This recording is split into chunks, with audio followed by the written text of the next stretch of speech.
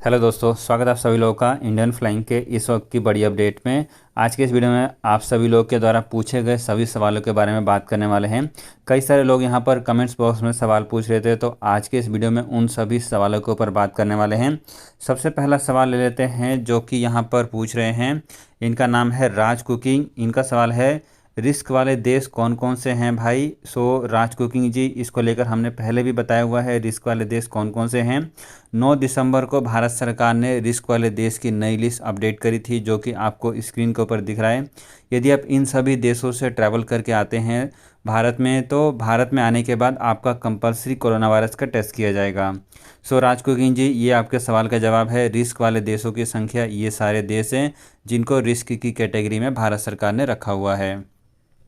अगला सवाल ले लेते हैं। अगला सवाल यहाँ पर पूछ रहे हैं Samaira Dang ji, sir India to Singapore के लिए एयरपोर्ट पे क्या डॉक्यूमेंट चाहिए, RTPCR test and all. Samaira Dang ji, आपका सवाल बहुत ही अच्छा है कि सिंगापुर के लिए भी और इसके अलावा आप किसी भी देश के लिए यदि ट्रैवल करना चाहते हैं और वहाँ के यदि आप ट्रैवलिंग के नियम जानना चाहते हैं, तो हम यहाँ पर आपको सजेस्ट करेंगे कि आप एयरलाइंस कंपनी से बात करें। जिस एयरलाइंस कंपनी से आप ट्रैवल करना चाहते हैं, आप उस कंपनी से बात करें कि उस देश में ट्रैवल करने के क्या क्या नियम हैं। आपको बता दें कि यहाँ पर ट्रैवलिंग के नियम जो हैं डेली बेसिस पे चेंज हो रहे हैं, डेली बेसिस पे अपडेट हो रहे हैं। बेटर रहेगा कि आप अपनी एयरलाइंस कंपनी से ये सवाल पूछें कि यदि आप सिंगापुर के लिए ट्रैवल करना चाहती हैं तो कौन कौन से डॉक्यूमेंट्स की चाहिए और वहाँ के ट्रैवलिंग के क्या क्या नियम हैं। समायरा डंग जी, उम्मीद है कि आपके इस सवाल का जवाब दे दिया होगा कि आपको जो है एयरलाइंस कंपनी से ही ये सवाल पूछना है। अगला सवाल ले लेते हैं। ये पूछ रहे हैं अशफाक अहमद। इनका सवाल है, भाई सऊदी अरेबिया का फ़्लाइट चालू है बंद है, मेरा अभी वीज़ा आया है और दोनों वैक्सीन लग चुका है, तो क्या फ़्लाइट हो जाएगा। अशफाक अहमद जी, सऊदी अरेबिया और भारत के बीच में फ़्लाइटें चालू हो चुकी हैं। बहुत सारे लोगों को इसके बारे में पहले से पता है कि दोनों देशों के बीच में अब फ़्लाइटों की शुरुआत कर दी गई है। जो सऊदी गवर्नमेंट ने भारत के ऊपर प्रतिबंध लगाया हुआ था कि जो भी भारतीय सऊदी अरब में जाना चाहते हैं वो डायरेक्ट ट्रैवल करके नहीं जा सकते हैं, उनको किसी दूसरी कंट्री में 14 दिन का स्टे करना पड़ेगा, उसके बाद ही सऊदी जाएंगे। उस नियम को सऊदी गवर्नमेंट ने अब हटा दिया है। अशफाक अहमद जी, यदि आप सऊदी अरब के लिए ट्रैवल करके जाना चाहते हैं, आपके पास वीज़ा है, आपने वैक्सीन लगवा रखी है, तो आप आसानी से सऊदी अरब ट्रैवल कर सकते हैं। हाँ, यहाँ पर फिर दोबारा से हम आपको बोलेंगे कि आप जो है किसी भी एयरलाइंस कंपनी से ट्रैवल करते हैं, उस एयरलाइंस कंपनी से अवश्य ही पता कर लें कि ट्रैवलिंग के कौन कौन से नियम एप्लीकेबल हैं। अशफाक अहमद जी, उम्मीद है कि आपके इस सवाल का जवाब भी दे दिया होगा। अगला सवाल लेते हैं। ये पूछ रहे हैं रोहित दर्जी जी। इनका सवाल है कि किर्गिस्तान एयर बबल साइन हुआ है, क्या यहाँ की कंट्री फ़्लाइट बंद कर रही है, प्लीज़ जानकारी दें। रोहित दर्जी जी, यहाँ पर भारत सरकार ने कुछ 33 देशों के साथ एयर बबल्स एग्रीमेंट साइन किया हुआ है। इसको लेकर हमने पहले ही एक वीडियो बनाकर बता दिया था कि 33 देश कौन कौन से हैं। यदि आप ये जानना चाहते हैं कि किर्गिस्तान का नाम है या फिर नहीं है, तो आपको बता दें कि अभी भी किर्गिस्तान और भारत के बीच में कोई भी एयर बबल्स एग्रीमेंट साइन नहीं हुआ है। इसके अलावा यदि आप लिस्ट जानना चाहते हैं कि भारत सरकार ने कौन कौन से 33 देशों से अपनी फ़्लाइटों को चालू किया हुआ है, तो उसका लिंक हम आपको वीडियो के डिस्क्रिप्शन बॉक्स में दे देंगे, जहां पर आप पूरी कंट्री की लिस्ट देख सकते हैं कि भारत ने कौन कौन से देशों से एयर बबल्स एग्रीमेंट साइन किया हुआ है। और उसमें यह भी जानकारी है कि ट्रैवलिंग के कौन कौन से नियम एप्लीकेबल हैं, कौन कौन से देशों के लोग जा सकते हैं, कैसे कैसे ट्रैवलिंग के बारे में पूरी जानकारी वहां पर दी गई है। जो भी जानकारी है ये खुद सिविल एविएशन मिनिस्ट्री की तरफ से आई है। उसका लिंक वीडियो के डिस्क्रिप्शन बॉक्स में आपको मिल जाएगा। उम्मीद है कि आपके इस सवाल का जवाब दे दिया होगा। अगला सवाल ले लेते हैं। ये सवाल पूछ रहे हैं अली सवाज जी। इनका सवाल है, रसिया से आने वालों को भी टेस्ट कराना है क्या दिल्ली एयरपोर्ट पर। अली सवाज जी, रसिया जो है नॉन रिस्क की कैटेगरी में है। रसिया को भारत सरकार ने रिस्क की कैटेगरी में नहीं रखा है। आप यदि रसिया से ट्रैवल करके आते हैं तो रसिया से आने पर आपको कोई भी कोरोना वायरस टेस्ट नहीं कराना पड़ेगा।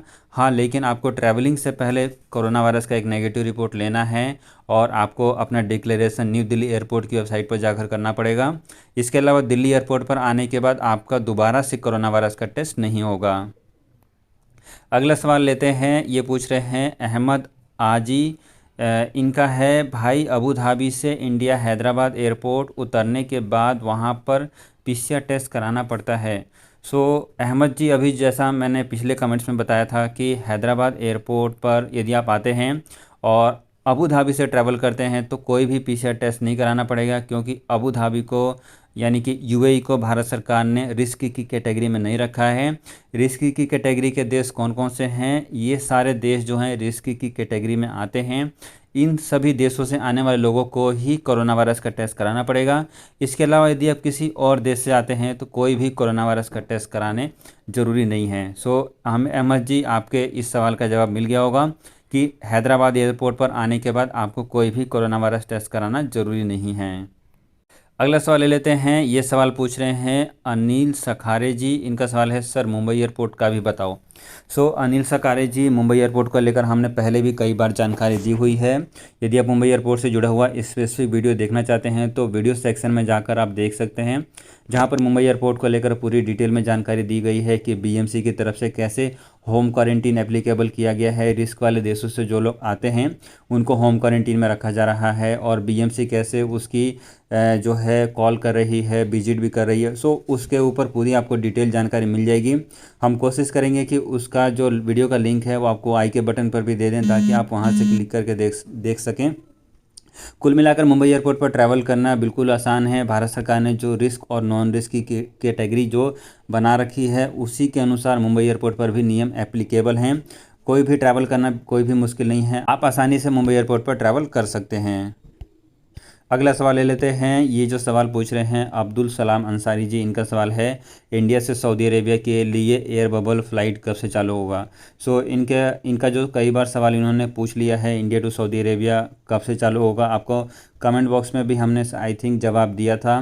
अब्दुल सलाम जी, इंडिया टू सऊदी अरेबिया की फ़्लाइट को लेकर अभी तक कोई भी जानकारी नहीं है। मतलब आपका जो सवाल है वो एयर बबल्स को लेकर है।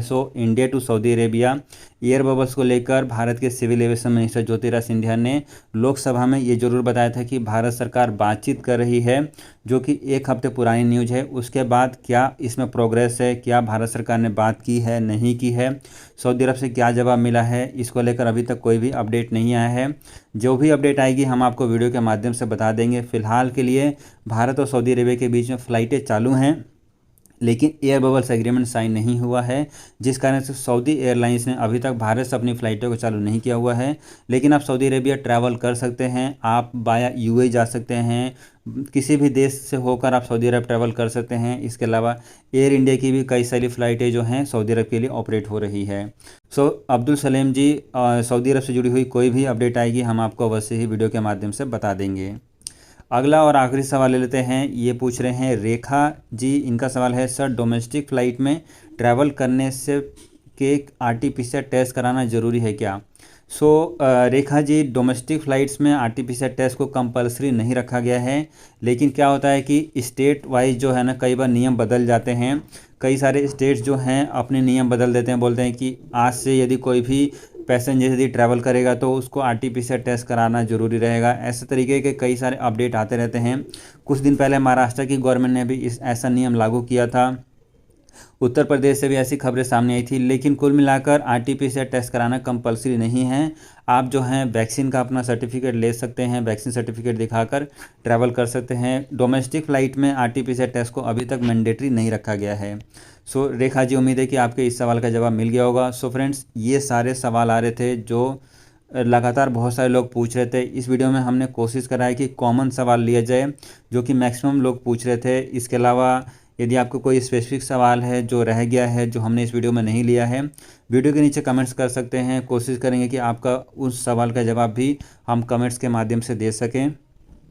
फिलहाल के लिए इस वीडियो में बस इतना ही रखते हैं। यदि आपको वीडियो अच्छी लगी है तो इसको एक लाइक ज़रूर कर दें, और चैनल को अभी तक सब्सक्राइब नहीं किया है प्लीज़ सब्सक्राइब कर लें।